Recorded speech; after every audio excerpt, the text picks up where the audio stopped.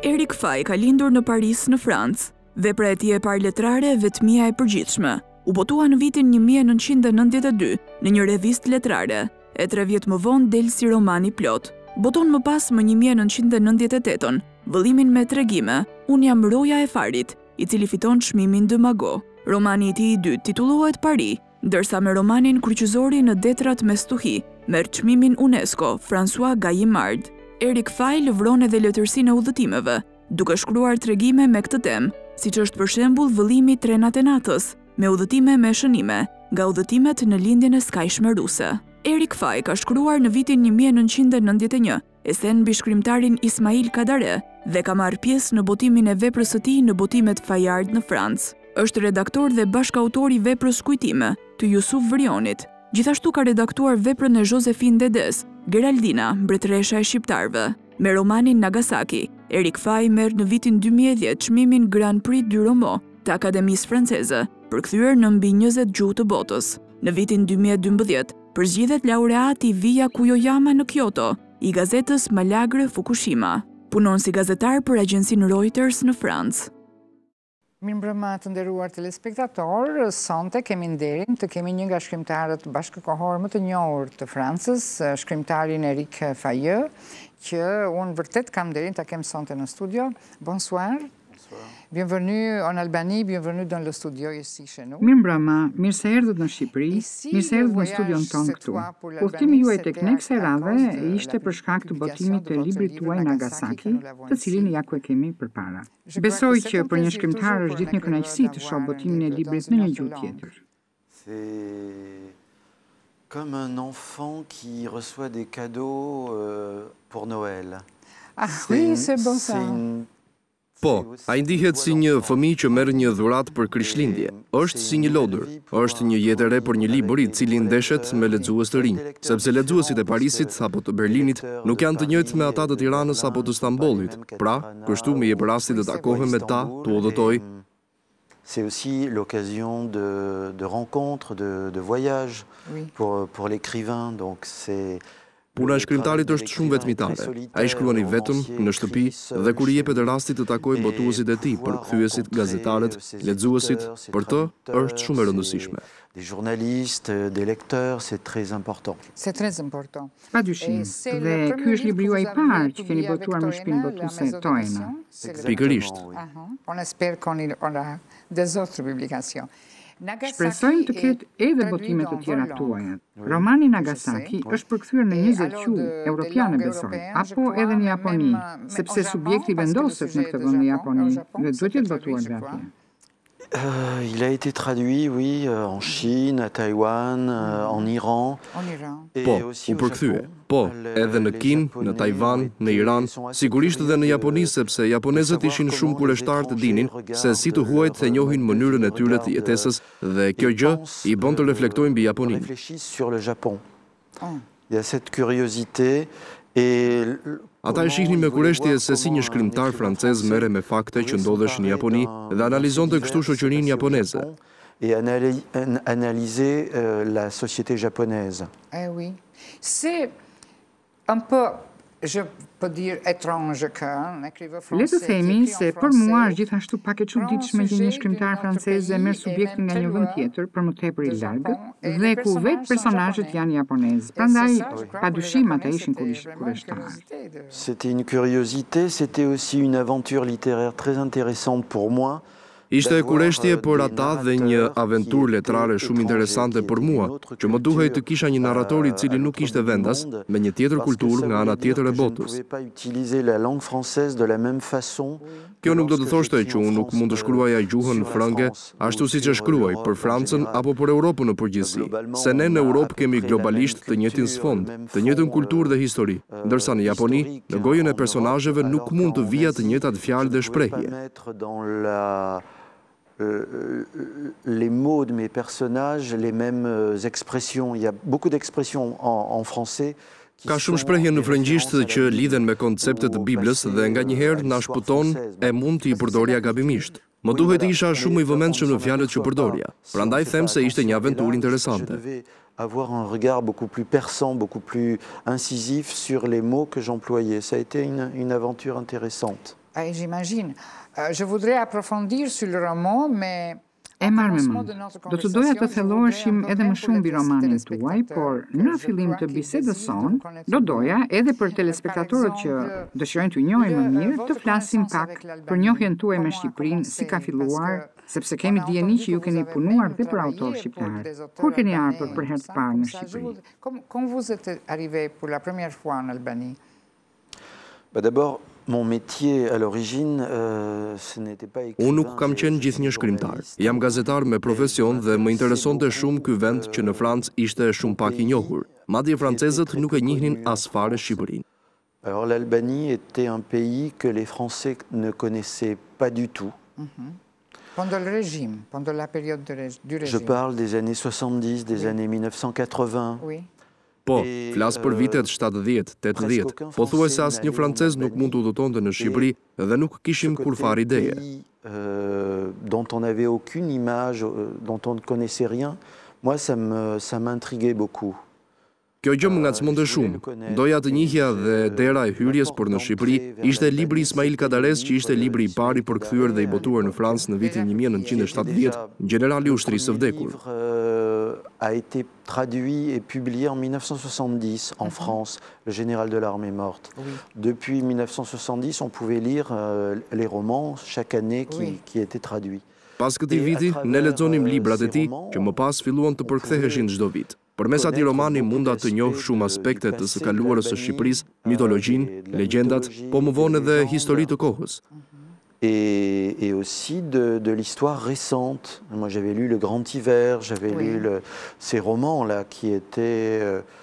Lexova më pas Dimrin e Madh dhe të tjera vepra që ishin shumë interesante. Dhe i bëja pyetjen vetes ishte se si mundej që një shkrimtar të krijonte një vepër kaq pasionante, kaq të fortë dhe kaq letrare në një vend ku veprimtaria e artistëve ishte shumë e survejuar dhe kontrolluar. Dans un pays où l'activité des artistes était très surveillée, très contrôlée. Et ce paradoxe-là, je voulais comprendre un peu mieux. Donc j'ai voulu aller en Albanie et puis... Prandaj doja ta kuptoja këtë paradoks. Doja të vija në Shqipëri. Erdhi momenti dhe unë i shkrova Ismail Kadares në lidhjen e shkrimtarëve, ku i thoja se dëshiroja të shkruaja një libër mbi veprën e tij. Atëherë u ftova të vija në Shqipëri, ku e takova gjatë një jave në Hotel Dajti, ku edhe i bëra intervistën. Pendant une semaine à l'hôtel d'Haïti pour faire des entretiens, voilà. E pastaj ju shkruat një ese. Alors j'ai écrit un essai et un recueil. Pastaj shkrova një ese dhe një libër me intervistën me të. Dhe që atëherë ju e ruajtët miqësinë, më pas Kadareja erdhi në Francë dhe ju u takuat përsëri. Effectivement, donc c'était très intéressant comme période parce que la première partie des entretiens avait été faite à Tirana, à Haïti avant que les changements politiques interviennent. Pikërisht, ishte shumë interesante sepse pjesa e parë e intervistës ishte realizuar në Tiranë, përpara se të fillonin ndryshimet politike. Ramiz Alia ishte ende në pushtet, ndërsa pjesa e dytë u realizua kur Kadareja erdhi në Paris në ekzil. Me sa më kujtohet në tetor të vitit 1990, dhe pjesa e dytë mori një karakter më tepër politik se sa letrar. Alors ça donnait un angle plus politique que littéraire à la dernière partie de cet entretien. Après, j'ai continué à faire des préfaces. Oui, parce que c'était avant la chute du régime, quand il est parti, qui a même aidé la chute du régime. Po, sepse ikja e tij përpara rënies së regjimit, madje e ndihmoi, shtyu për këtë rënje, sepse që një veprim tepër i rëndësishëm nga ana e një autoriteti si i tij. Pra kjo ishte njohja juaj përveç librave edhe me Shqipërinë e vërtetë.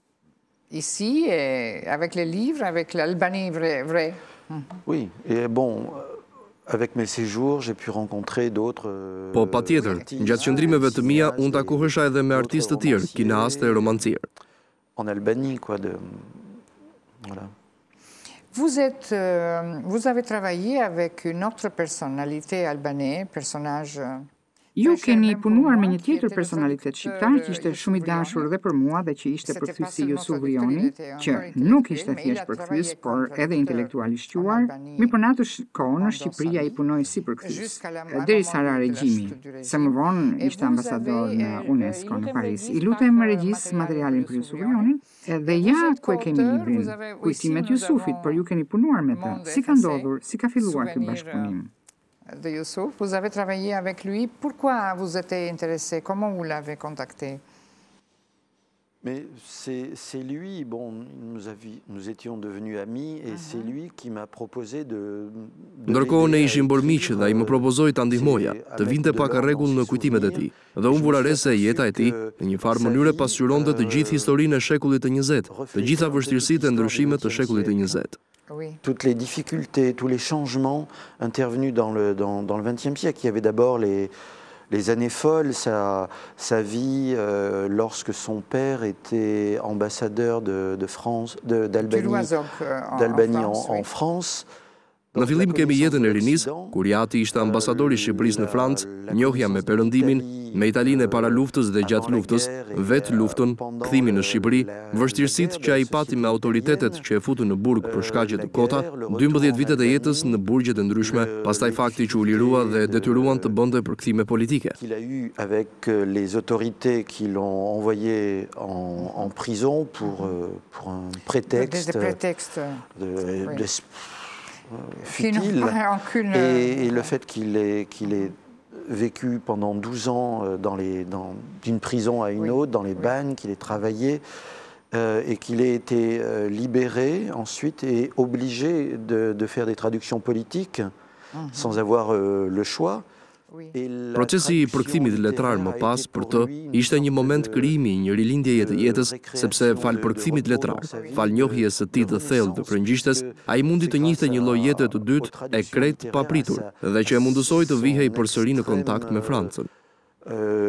Connaissance du français, qu'il a pu connaître une sorte de deuxième vie complètement inattendue, qui lui a permis de renouer le contact avec la France. Pra, fal kësaj gjuhe që e donte, që nuk e kishte gjuhë amtare, por prindërit i flisnin frëngjisht, si dhe guvernantja franceze. Il avait une gouvernante française quand il était... C'était langue maternelle pour lui. Oui, c'est ça, oui. Il connaissait mieux la structure, les sfumatures, toutes les nuances du français. Oui, voilà. Praktikisht për të ishte si gjuhë e nënës. Ai njihte mirë të gjitha nuancat e gjuhës frënge. Ne kemi punuar së bashku në revistën Le Lettres Albanaises, ku Kaderej ishte edhe kryeredaktor, dhe kështu në kulmin e regjimit, ajo zyri ishte si një oaz i vogël ku vinte Kadereja, Yusufi dhe përkthyesit e tjerë dhe flisnin për letërsinë. C'était une petite coin pour nous de travailler ensemble. Prandaj më vjen mirë që ju njoha që keni bashkëpunuar me Yusufin. Pra, ju keni shumë kohë që njihni Shqipërinë. C'est passé une longue temps dès le moment que vous avez connu l'Albanie. Depuis bientôt... Po, prej gati 30 vjetësh. Et vous l'avez trouvé changé cette fois? Ai gjetë të ndryshuar kësaj radhe. Alors, il y a eu une période entre 1995 et l'année dernière où je ne suis pas venu en Albanie. Je m'intéressais à... Pati një periudhë nga viti 1995 dhe deri vitin e kaluar kur nuk kam ardhur në Shqipëri, se u dhash pas Japonisë, Azisë apo pas Amerikës Latine, por vitin e kaluar pata rastin të vija përsëri dhe gjeta një vend të njëjtë, por njëkohësisht shumë të ndryshuar, modern e dinamik, një vend pa kufi. Moderne, très dynamique, qui a un pays sans frontières, un pays qui est... J'ai été frappé par le dynamisme et par le... Më habiti dinamizmi dhe rinia e vendit. E kisha njohur Shqipërinë në periudhë rënjeje, depresionin në 91-shin, në 92-shin, kur nuk funksiononte asgjë. Ishte kohë e tranzicionit nga një regjim në tjetrin. 1992, où j'avais fait des voyages là où rien ne marchait, où tout était à l'abandon, c'était la période de transition entre un régime et un autre. Ndihej depresioni kolektiv, njerëzit iknin, nuk dihej se si do të shkonin gjërat. Ishte shumë e vështirë. Comment continuer, tout était cher, tout était difficile. Ah oui, c'est vrai. Më vjen mirë që e vini re këtë, sepse edhe ne ndihemi krenar për atë kur na vën re për ato që kemi mundur të arrijmë. Është diçka jashtëzakonshme kjo që keni bërë në një çerek shekulli, sepse ju është dashur të ngrinin çdo gjë që nga fillimi, që nga ekonomia e gjithë të tjerat. Oui. Retournons à la littérature. Le të kthehemi tek letërsia. Besoj se kishte më shumë interes letërsia në atë kohë, me që Shqipëria, le të themi, ishte si e panjohura e mesdheut. Po tani ky interes letrar është i njëjti apo ka ndryshuar? Vous voulez dire en France, pour l'Albanie? En France. Alors malheureusement, en ce moment, les Français s'intéressent surtout... Për fat të keq, sot francezët interesohen më shumë për letërsinë amerikane dhe angleze. Ka një tërheqje edhe për Japoninë, për Korenë, por jo për vendet e tjera të Europës apo për Ballkanin. Franca kurrë nuk ka qenë tepër e tërhequr pas këtyre vendeve, për fat të keq. Les pays des Balkans, la France n'a jamais été tellement tournée vers ces pays-là, malheureusement. Ça c'est vrai, oui. Qui sait? Voilà, po ky është një fakt që jo gjithnjë mund ta shpjegojmë. On ne peut pas l'expliquer toujours, ça. Il y a eu une période de curiosité quand il y avait le rideau de fer, quand tout était... Ka pasur një periudhë interesi kur ishte ende perdja e hekurt, kur ishte e vështirë të kapërcehej kufiri, kishte një kureshtje të madhe për sa ndodhte në anën tjetër. Les pays de l'ex-Yougoslavie, de l'Albanie font partie de l'Europe. Por, që kur vendet e ish-Jugosllavisë dhe Shqipëria u bën pjesë e Europës, kjo kureshtje u shua. Kjo është vërtet e trishtuar. Është si një modë dhe në letërsi, si në botën e veshjeve. Comme dans les parfums, c'est terrible, mais... Non, c'est le fait. C'est comme ça, oui. C'est important que maintenant on peut, pour nous, c'est très important. Për ne është me rëndësi që sot lexojmë një autor francez dhe që autori mund të vijë, që ne mund të takojmë, dhe na duket se vërtet po bëhemi pjesë e kësaj Europe që dikur ishte një ëndër. Ndonë se do kaloj koha e pritjes për formalizimin e bërjes pjesë në Bashkimin Evropian të Shqipërisë, por gjithë kjo lëvizje e lirë është shumë e rëndësishme për ne shqiptarët. Vetë litërsia si shkëmbim, se përkthehen shumë shpejt libra që botohen në Francë, në Itali, në Gjermani, për shembull, ja ju vini Vite la traduction d'un livre qui est connu en France, en Italie, en Allemagne, et s'est changé beaucoup sur ce point de vue. Mais le paradoxe, c'est que maintenant, du côté français... Dhe paradoksi është se nga ana e Francës ka më pak kureshti për ju. Ça c'est vrai. Mais peut-être il va changer dans le futur. Është e vërtet, por ndoshta do të ndryshojë përsëri në të ardhmen, kush e di. Le të kthehemi tek libri juaj Nagasaki. Keni jetuar në Japoni kur e shkruat? Vous avez écrit ce livre? Oh, pour écrire ce livre. Oui, pour écrire le livre, oui, j'ai fait de nombreux voyages au Japon et... Po, për të shkruar këtë libër unë kam bërë disa udhëtime në Japoni, por në fillim unë lexova në shtypin francez një fakt të veçantë që më turbulloi e më çuditi, dhe thash me vete se unë do të shkruaj rreth kësaj gjëje. Ce fait divers. En deux mots, je peux peut-être raconter ce fait divers. Me pak fjalë, ishte historia e një njeriu që jetonte i vetëm në Nagasaki, në shtëpi, dhe që vëre, kur kthehet vonë nga puna, që disa sende kishin lëvizur nga vendi. Ai përpiqet të kuptojë çfarë po ndodh, mos ka fantazma dhe instalon një kamerë të vogël për të parë se çfarë ndodhte në shtëpinë e tij kur ai ishte në punë. Qu'est-ce qui se passe chez moi? Il installe une caméra, une webcam Pour comprendre, pour filmer et pour voir depuis son lieu de travail. Dhe her pas here shikon një grua para kamerës, njofton policinë, e cila arreston gruan, dhe ajo thotë se unë jetoj në këtë shtëpi prej një viti. Il prévient la police qui arrête la femme, qui intervient et qui arrête la femme. Et la femme, quand elle est interrogée, elle dit « Mais je vis dans cette maison depuis 1 an. » Un an. C'est très intéressant, mais on doit interrompre un moment. Sa interesant, na duhet ta ndërpresim fare pak bisedën për të ndjekur publicitetin.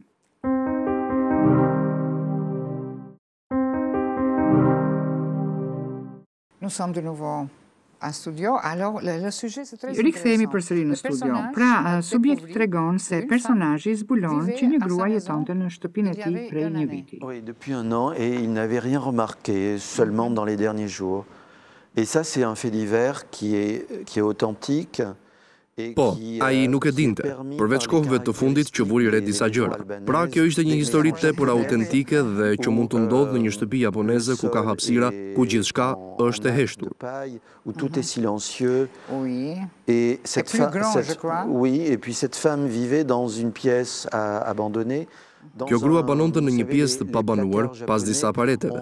Kur i zoti i shtëpisë ishte aty, ajo flinte dhe dilte vetëm gjatë ditës kur ai shkonte në punë, dhe atëherë sillej vërdall nëpër apartament. Et elle dormait pendant que l'homme était là, et elle ne sortait que pendant la journée quand il était au travail, elle s'aventurait dans l'appartement, voilà.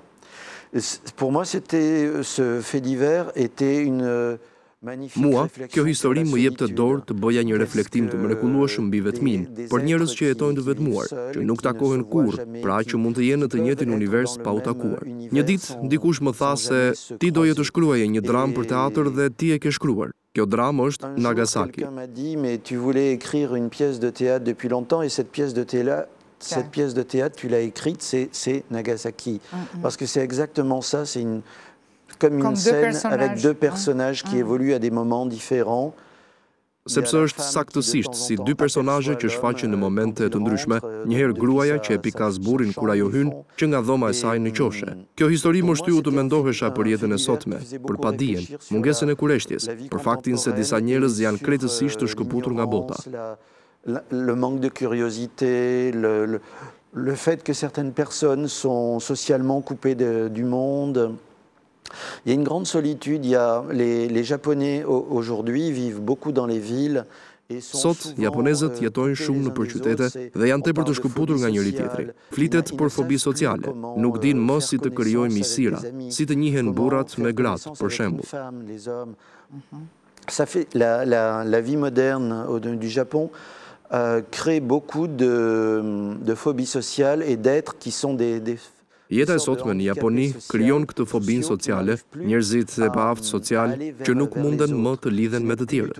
Nuk është më shoqëria solidare, siç ishte në të kaluarën, por një shoqëri me njerëz të izoluar tërësisht nga njëri tjetri dhe që nuk e din më se çfarë është komuniteti.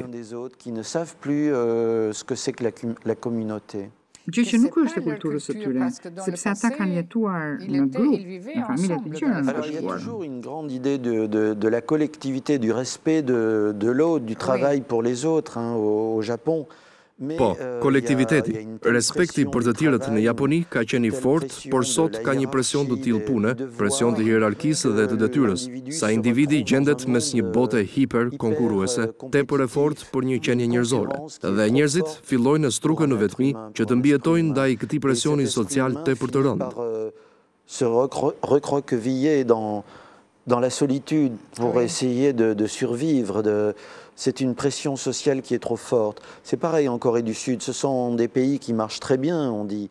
E njëjta gjë ndodh në Korenë e Jugut. Janë vende që janë zhvilluar shumë, por nga ana sociologjike njerëzit ndodhen në këtë presion të padurueshëm.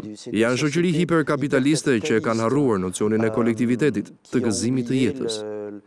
La notion de fête, de collectivité, simplement de joie de vivre, d'ouverture. C'est plus notable. Mendoj se është shumë e dukshme në Japoni se sa në Perëndim, për shembull, apo jam gabim.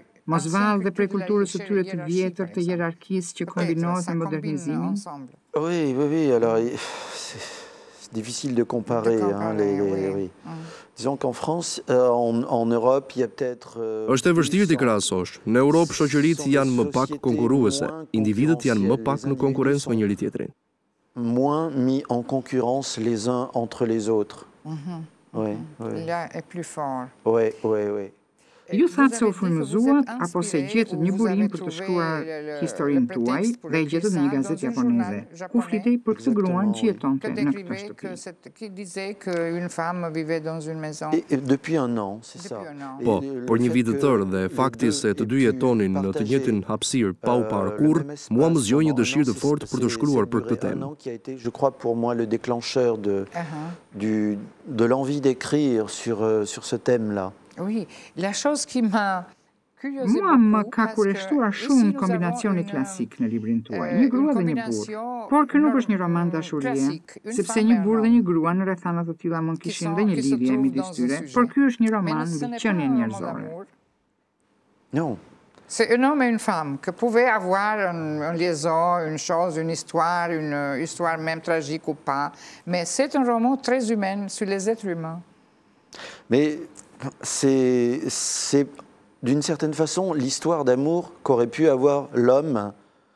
Historinë e dashurisë mund ta kishte më shumë ky burri, kur sheti kaloi në kamera një siluetë femërore. Il se rend compte de sa solitude, il se rend compte de ce qu'aurait pu être sa vie Ata takohen në këtë vetmi, në atë që mund të ishte jeta e tyre nëse do të kishte qenë më pak e mbyllur. Ajo është si një hije fantazme që i kalon në kamera, është vetë jeta që ai mund të kishte pasur. Ju keni zgjedhur profesionin e meteorologut për burrin. E keni menduar enkas? Oui, ce n'est pas dans le fait divers, ça je l'ai inventé, parce que le météorologue essaye de prévoir, de tout contrôler.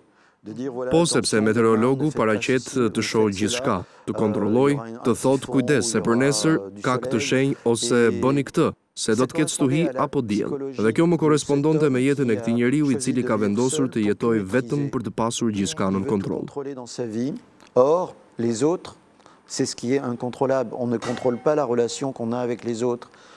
Dès qu'il y a les autres, il y a ndërsa me të tjerët ai hutohet, se nuk i kontrollon dot. Marrëdhënia me të tjerët sjell rrezikun, mundësitë, aventurën, të papriturën. C'est pour ça que je lui ai donné cette profession de météorologue. C'est un homme, un célibataire qui veut Prandaj i dhash këtë profesion këtij beqari, i cili do të ketë gjithçka nën kontroll, ndërsa gruaja është si një komet që hyn vrullshëm në botën e tij dhe që ja turbullon jetën. Et qui perturbe, qui va perturber sa vie. Dhe që ja turbulloi në të vërtetë. Po, edhe që i tregon se bota ekziston. Ai ndihet pak fajtor në fund. Ce sont deux formes de solitude très différentes qui se rencontrent. Elle, on s'apercevra que c'est une Janë dy forma të ndryshme vetmie që takohen. Atë, siç do të merret vesh më vonë, e kanë pushuar nga puna edhe në Japoni të shohin me sy shumë të keq nëse je i pa punë. Nuk je më pjesë e shoqërisë. Mis au banc de la société, c'est très mal vu de ne pas travailler et c'est une solitude qu'elle n'a pas choisie. Pra, ajo nuk e ka zgjedhur vetë këtë vetmi, është një vetmi jo vullnetare, kurse burri jeton në një vetmi që e ka dashur vetë. Qu'il a voulu. Oui. Voilà. Sepse ai është një roktar, siç thuhet në Japoni. Oui, alors il contrôle jusque sa vie dans Po, une certaine ai e kontrollon jetën e tij deri në një farë mase. Është rrogtar. Oui, parce que c'était la femme qui a pensé quand elle l'a vu pour la première fois, qu'il était un homme qui avait un travail, qui avait un salaire. Oui. La femme Gruaja kur e sheh për herë të parë mendon për të ja një burr që ka një punë.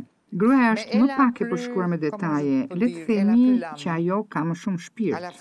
Kur ajo shikon dhomën ku ka jetuar dikur që ka qenë shtëpia e saj, ne nuk e dim se ka fytyrën, por ne i ndjejmë shpirtin. Ou avait vécu que c'était sa maison. C'est un personnage un peu qu'on ne sait pas comment c'est sa face, mais on voit l'âme de la femme.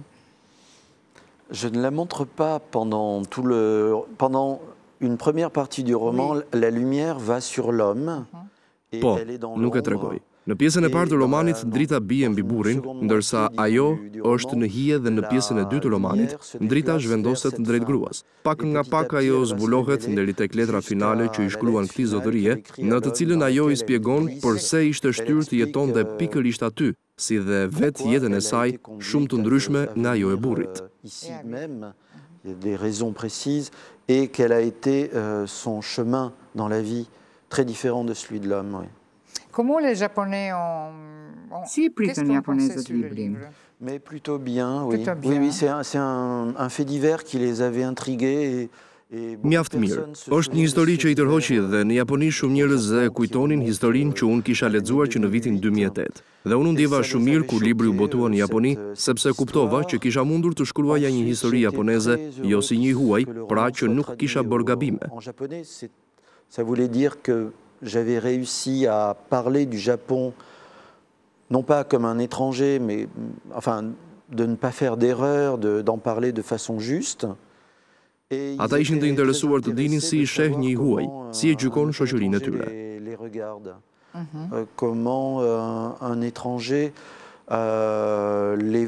juge leur société. Leur oui. société. Oui, oui, oui.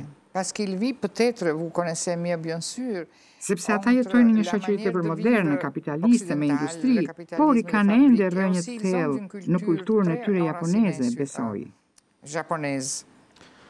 Oui, mais il y a une modernité qui est la même, hein, c'est une société urbaine, ultra moderne, ils sont dans la mondialisation. Po, por modernizimi I tyre është gjithashtu I thellë. Ata kanë një shoqëri urbane të fortë dhe kanë hyrë në epokën e globalizmit. Por padyshim e kanë një këmbë tek tradita. Është një shoqëri që nuk e ka harruar të shkuarën e saj, traditat dhe I ruan mjaft të gjalla. Qui maintient ça toujours très vivant. Libri juaj që u përkthye edhe në Shtetet e Bashkuara, si u prit atje në anën tjetër të botës?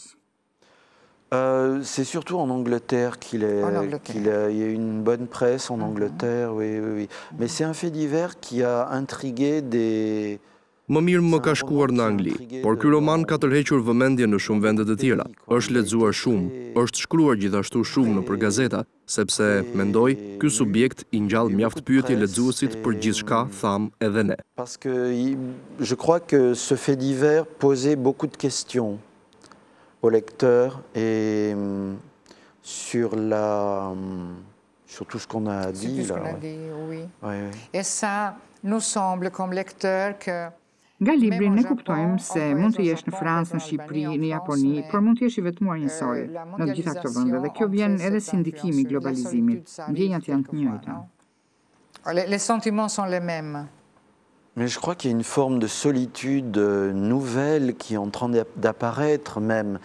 Mua më duket se po shfaqet një formë vetmie e panjohur më parë. Unë I vendos ngjarjet e romanit gjatë krizës financiare të viteve 2007-2008 dhe kam vëzhguar mënyrën e punës në ndërmarrjet private. Aty ka një metodë administrimi moderne që bazohet në vetçminin, izolimin e individëve nga njëri tjetri. Consiste à isoler les individus les uns des autres pour faire en sorte que les individus ne correspondent pas les uns avec les autres. Bëjnë ç'është e mundur që t'i ndajnë punojësit dhe t'i izolojnë. Në këtë mënyrë ata mundën të ushtrojnë më fort pushtetin e tyre mbi punojësit dhe këta të fundit nuk mund të jenë të bashkuar. Kjo nuk është gjë e re, është e lashtë sa bota, por sot përpiqen shumë t'i mbajnë njerëzit e ndarë. Une nouvelle forme de solitude, c'est-à-dire on isole les gens en les opposant les uns les autres. C'est pas nouveau, hein, c'est vieux comme le monde. Oui, mais je crois que maintenant ça devient une vraie Kjo është një formë e re administrimi në ndërmarrjet private, po edhe një strategji politike dhe ndodh në vendet demokratike, në vendet e Azisë e kudo tjetër. Oui. Et dans les pays d'Asie, bien sûr. C'est la même chose. Le livre est traduit en albanais par Blerta Yska, qui est une jeune traductrice, mais qui a déjà Libri është përkthyer në shqip nga Blerta Yska, që është një përkthyese e re, por që ka një numër të madh përkthimesh dhe mua më duket mjaft I mirë për sa I përket sjelljes në gjuhën shqipe, por dhe për mënyrën se si ka ardhur mënyra juaj të shkruarit, që nuk është e lehtë.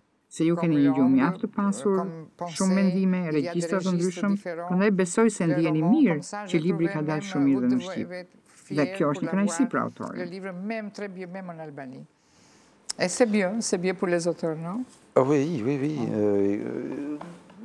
J'ai pu travailler avec la traductrice, j'ai pu voir qu'elle avait une parfaite connaissance du unë pata mundësinë të punoja me përkthyesen. E pash që kishte një njohje të thellë të frëngjishtes dhe bëm edhe ndryshime, por fare të vogla. Détails, je voyais elle était perfectionniste, hein, voilà. Et moi, pour moi, tout ce que j'écris est très simple. Ajo ishte perfeksioniste dhe ne punuam shumë në detaje. Unë, kur shkruaj, e mendoj të thjesht. Nuk e kam mendje tek sofistikimet. C'est naturel. Mais le livre est très riche de pensées, des idées, tout ça. Ju gjithashtu shkruani edhe letërsi udhëtimesh. Oui, beaucoup. Po, shumë. Ju ka interesuar gjithmonë? Bon, ça c'est un peu ma formation de journaliste, d'avoir un regard sur le monde Është vetë formimi im si gazetar që më shtyn të vëzhgoj botën. Unë alternoj librat gazetaresk me librat fiction. Kur shkruan një roman pas një libri jo fiction, është një kënaqësi e madhe. Après, souvent, de rencontrer des gens, de voir des lecteurs. Mais pendant, c'est beaucoup d'énergie, c'est un travail très solitaire. Por romani ka edhe vështirësitë e veta, ka shumë ankth, se nuk është e lehtë të drejtosh personazhet, të dalësh atje ku dëshiron. Prandaj, është një formë çlodhjeje kur shkruan libra për udhëtimet, se nuk duhet të ndërtosh arkitekturën romaneske, të ndërtosh psikologjinë e personazheve. Sur des rencontres. C'est-à-dire qu'on n'a pas à construire d'architecture romanesque, on n'a pas à construire de psychologie. La matière, c'est le réel. Mais je me suis mis à écrire sur les voyages Lënda duket më reale tek librat jo fiction. Kam filluar të shkruaj letërsi udhëtimesh kur isha në krizë personale, letrare. Nuk kisha subjekte në kokë dhe isha i dekurajuar nga romani, por botuesi më tha: "Ti ke bërë shumë udhëtime. Shkruaj për to." Et j'ai écrit un récit sur des voyages en train à travers l'Europe, à travers l'Asie. Et j'aimais beaucoup les trains, j'aimais beaucoup les voyages et la nuit. Kisha bërë udhëtime me tren përmes Europës dhe Azisë, sepse i doja shumë trenat dhe udhëtimet. Madje natën edhe shkrova për këto gjëra. Dhe kjo ishte një rilindje e dytë për mua si shkrimtar, që mund të shkruaja për gjëra që ndjeja, që i doja. Brenda meje kishte diçka të re që po lindte dhe që i dha një forcë të re shkrimtarisë sime. Në këtë libër kam shkruar edhe për Shqipërinë. Voilà, j'ai écrit sur l'Albanie aussi dans ces livres-là, oui, sur Keni shkruar një libër dhe për Rusinë e skajshme. l'Extrême-Orient. Oui, j'ai fait des voyages en Sibérie orientale et au bord de l'océan glacial arctique il y a quelques années. Po, Rusia e skajshme, lindja e largët. Unë kam bërë para disa vitesh udhëtime deri në Siberinë lindore deri në akullajat e Arktikut, në zonat krejtësisht të braktisura tashmë nga Rusia që po rënohen. Ishte një udhëtim edhe i mrekullueshëm për natyrën që pash, për lument jashtëzakonisht të fuqishëm, por ishte njëkohësisht edhe shumë e trishtueshme të shihje se si po vendose një rajon i tillë që po bëhej vend i botës së tretë. Kam shkruar dhe një tjetër libër për ekspedita dhe për eksploratorët që kanë qenë në Tibet në fillim të shekullit të 20. Qui ont été au Tibet au début du XXe siècle. Donc je suis allé. Ky është një libër që po e shkruani tani. Qui est terminé, qui va paraître, oui, donc sur une exploratrice française. Po, e kam mbaruar dhe së shpejti do të botohet. Aty shkruhej edhe për një eksploratore franceze, e cila ka qenë europiania e parë që ka mundur të futet në kryeqytetin e Tibetit në vitin 1924, për Alexandra David Neal. Ne jemi dy shkrimtarë që po e shkruajmë këtë libër dhe kemi shkuar në Tibet, në rajonin tjetër të Kinës, nëpërmjet rrugës së Mëndafshit, ku kishte jetuar kjo eksploratore. Dhe ajo hyri në kryeqytet që ishte një gjë e pamundur? Elle a réussi en faisant croire qu'elle était tibétaine, oui, en se maquillant. Po, mundi të hynte duke u hequr si tibetiane. Ajo u vesh si ato, e njihte shumë mirë edhe gjuhën tibetiane, i duhej të maskohej sepse Tibeti është një vend i ndaluar. Dhe mua sepse më tërheqin këto vende të botës që janë të panjohur dhe pak a shumë të ndaluar për t'i parë. Et c'est ce qui m'intriguait dans l'Albanie d'il y a 30 ans, et c'est ce qui m'intéresse aussi dans Siç më tërhoqi Shqipëria 30 vjet më parë dhe siç më tërheq sot Tibeti, siç shkova edhe në Siberi. Ndoshta do të më pëlqente të isha eksplorator, por jo të gjithë mund të bëhen të tillë. Megjithatë, në botë ka vende akoma ku udhëtarët janë të pakët dhe atje më pëlqen të shkojë të eksploroj. Pra, ky libër do të botohet shpejt? Këtë vit. Keni mbaruar me dokumentacionin, udhëtimet? Po. Po profesionin tuaj të gazetarit e vazhdoni? Je continue, oui. J'ai besoin comme je disais, le travail de romancier est très solitaire. Po, e vazhdoj. Siç thash, puna e romancierit është shumë e vetmuar, kurse puna e gazetarit është e kundërta. Është puna e atij që vazhdimisht ndeshet me të mirat dhe të këqijat e punës në ekip, por ja që e dua këtë punën me miqt, me ekipin tim të vogël. Et ce n'est pas la même écriture, c'est une écriture d'agence de presse. Oui. Chacun réécrit ce que l'autre a déjà écrit. Les informations. C'est-à-dire nuk i ngjan punës së shkrimtarit se puna e agjencisë shtypi është që njëri rishkruan atë që kanë dërguar të tjerët apo shkruar nga të tjerët. Shkrimtari është shumë egoist, shumë i përqendruar tek vetja, kurse gazetari duhet të jetë e kundërta, pa ego, të punojë në ekip. A ndihmon kjo letërsi? Alors ça me donne des sujets d'écriture, par exemple pour Nagasaki. Po, më jep subjekte për letërsinë. Për shembull, për Nagasakin, unë gjeta subjektin në një lajm shtypi. Kjo gjë më ka ndodhur edhe për shumë libra që më kanë ndihmuar aktualiteti. Për sa i përket stilit, a ndërhyn gazetaria? Interferir. Il y a des points communs, oui. Il y a des points communs. Il y a des points communs, je trouve. C'est-à-dire le journaliste doit chercher le mot juste. Ka pika takimi. Gazetari duhet të gjejë fjalën e duhur, të jetë i kujdesshëm, se edhe mund të gjykohet për informacione të gabuara. Ai nuk mund të shkruajë çfarë t'i vijë në mendje. Në Francë sot, po the gjëra të rreme, gazetari mund të shkojë edhe në burg. Il peut y avoir des procès si on se trompe, si on fait des erreurs. Alors, il y a C'est un peu l'école de la rigueur, le journalisme. Et je crois que pour l'écriture romanesque, c'est la même chose. Gazetaria e ne ka shkollën e saktësisë. Këtu takohet me letërsinë, se edhe shkrimtari duhet të gjejë fjalët e duhura, të shkojë drejt tek thelbësorja e të mos çoroditet. Kjo gjë më ndihmon shumë për romanet. De ne pas prendre de détour, mais d'aller vite à l'essentiel. Ça m'aide beaucoup pour le roman. Që të jeni më sintetik, më i përmbledhur? Ça permet d'écrire des livres. Më ndihmon të shkruaj libra të shkurtër, romane të vegjël. Pra që të mos u mbasim në lumin e fjalëve. Pra, besoj që gazetaria ndihmon këtu. Moi, je suis incapable d'écrire des gros livres Unë kam të vështirë të shkruaj libra të gjatë, sepse atëherë duhet të kem një numër të madh personazhesh dhe kjo më fut ankth. U harroj emrin, moshën, kur janë aq shumë, më pëlqejnë të shkurtrit. J'oublie leur nom, j'oublie leur âge. Oui, ça c'est... Mais je préfère des livres courts. Mais vous faites la E ndërtoni që në krye strukturën e romanit? Oui. Maintenant, j'écris des plans précis, oui. Oui. Po, tani bëj plane precioze, si ai arkitekti që nuk mund ta ndërtoj shtëpinë pa bërë planin. Diskutojmë shpesh mes nesh. Ne shkrimtarët dhe shumë prej tyre më thonë që unë nuk bëj ndonjë plan. Shkruaj si më vjen, por për mua është e pamundur. Moi, je ne fais pas de plan, j'écris comme ça vient, et puis pour moi, c'est impossible. C'est difficile. Quelquefois, Monde on peut se ndryshon changer. në gjë. Souvent, je comprends pourquoi certains livres sont bizarres, sont ratés ou sont... Unë e vëre kur një libër ka një shtjellim të ndërlikuar që mezi gjen rrugën deri në fund. Pra, po u bë një plan, është më mirë. Alors que si on fait un plan, Është më i organizuar. on a Po, plus de joie ndjen d'écrire edhe parce que ëndjen tout a e été të shkruarit, réfléchi sepse gjithçka déjà. është ndërtuar që më parë. Voilà. Et une dernière demande pour vous. Një pyetje En e France, fundit. c'est toujours- la A France est mbetet toujours Franca le pays gjithë një où vend i on ku voit lexohet les shumë?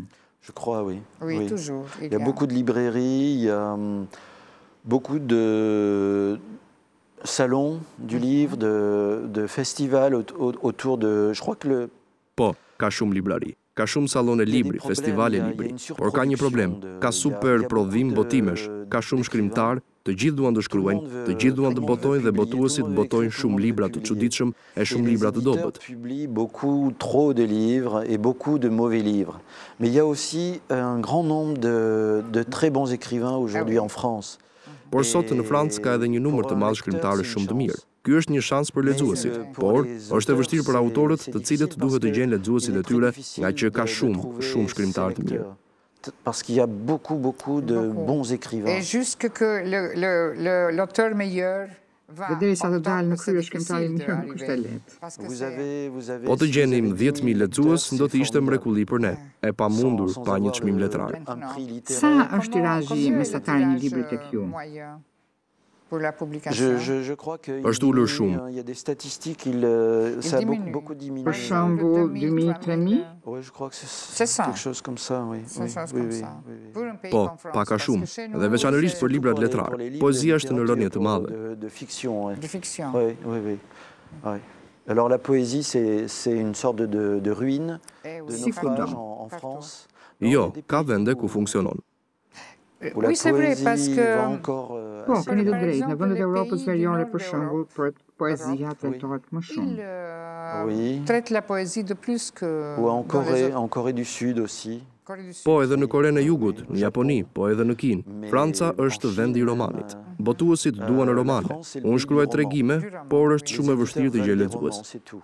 Moi, j'écris beaucoup de nouvelles et c'est très difficile de trouver des lecteurs pour des nouvelles. Même ici, parce Ah oui. que nous sommes Edhe un tek peu ne, comme- ndjekim parce qu'on adore pak la modelin France, tuaj, la sepse littérature adhurojmë française. letërsinë Je crois franceze, qu'on a- prandaj on a edhe ne plus si ce duket modèle. lexojmë më pak poezi dhe më pak La tregime. poésie, Besoj c'est se edhe në un- Itali peu lexohet de më gens shumë qui le romani. lisent. Et Ouais. le roman est très peu le récit Voilà. et la nouvelle. Et en Italie aussi, je crois, le roman, c'est... Alors, Plus apprécié. beaucoup d'éditeurs refusent de publier des nouvelles. Në Francë shumë botues refuzojnë të botojnë tregime. Unë luftoj kundër kësaj prirjeje sepse letërsia nuk është diktatura e romanit. Ajo mund të shprehet me forma të ndryshme. La dictature du roman. Oui, c'est vrai. Ça peut être beaucoup de choses, ça peut être des nouvelles formes. Il faut inventer, il peut y avoir des récits. Alors ce qui est aussi... Në Francë, vitet e fundit, po ecën mirë letërsia jo fiction. E quajnë roman, por në të vërtetë është më shumë një biografi e romanizuar. Forte tendance depuis quelques années à écrire des... Alors, c'est appelé roman, mais c'est un aspect d'une biographie qui va être romancée. Merren personazhe të famshëm e shkruhet një pjesë e jetës së tyre romanizuar, i vihet emri roman. Por, për mua, kjo prirje kaq e fortë dëshmon edhe për një humbje të imagjinatës së shkrimtarëve. Assez forte en France, qui traduit aussi une sorte de perte d'imagination des écrivains, manque d'imagination. Même ça. Ouais. Alors, les minutes de notre temps sont finies. J'étais très contente vraiment de vous avoir ici à la studio. Minutat e emisionit tonë në mbaruan. Isha mjaft e lumtur që ishit në studio. Ju uroj sukses për librin në Shqip, që ka fare pak kohë i jetë, dhe besoj se do të riktheheni këtu me një libër tjetër. Comme ça, je crois que vous retournerez ici pour un autre livre, peut-être le futur. Me kënaqësi. Faleminderit, ta kaloni mirë në Tiranë. Merci. Merci. Faleminderit.